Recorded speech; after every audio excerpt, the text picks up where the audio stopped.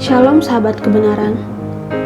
Hari ini kita akan merenungkan kebenaran firman Tuhan yang berjudul pengorbanan terbesar.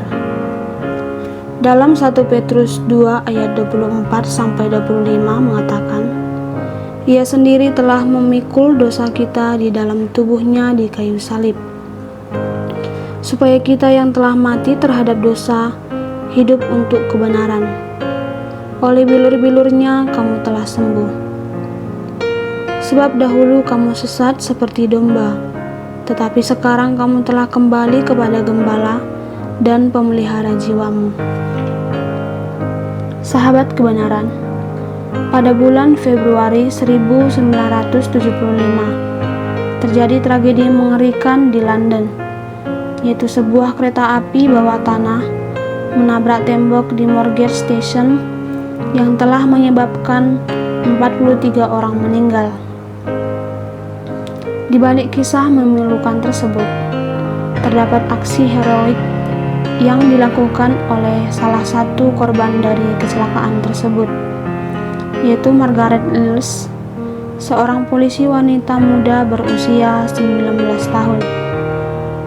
Margaret Liles yang berada di gerbang pertama mengalami tabrakan keras, sehingga salah satu kakinya terluka parah. Di tengah keadaan yang sulit, Margaret Liles masih memedulikan keadaan orang lain.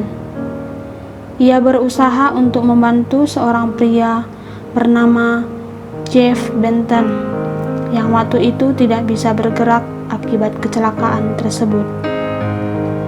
Sahabat kebenaran, aksi pengorbanan tersebut juga telah dilakukan oleh Allah sendiri bagi kita umat manusia. Allah rela menjadi manusia, yaitu Tuhan Yesus. Tidak mementingkan kepentingan dirinya sendiri, melainkan sungguh memperhatikan dan mengasihi hidup kita. Tuhan Yesus telah menyerahkan dirinya mati di atas kayu salib untuk menebus dosa manusia.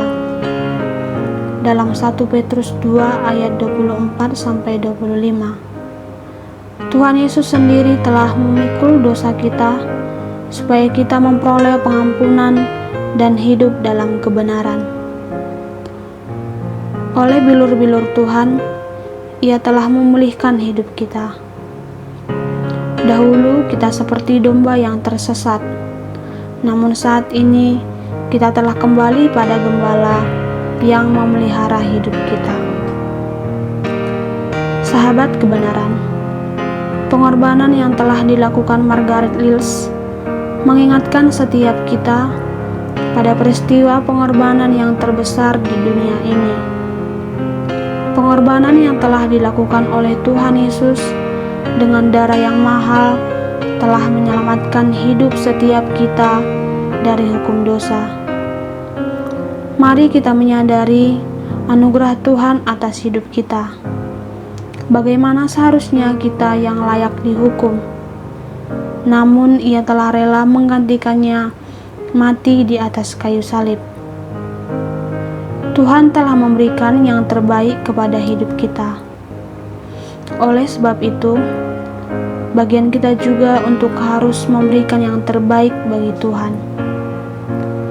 Kiranya setiap kita sungguh menghargai dan menghormati pengorbanan Tuhan Yesus dengan semakin mengasihinya dan hidup sesuai dengan kebenaran firman-Nya. Kiranya hidup kita hanya untuk kemuliaan nama Tuhan. Amin. Tuhan Yesus memberkati.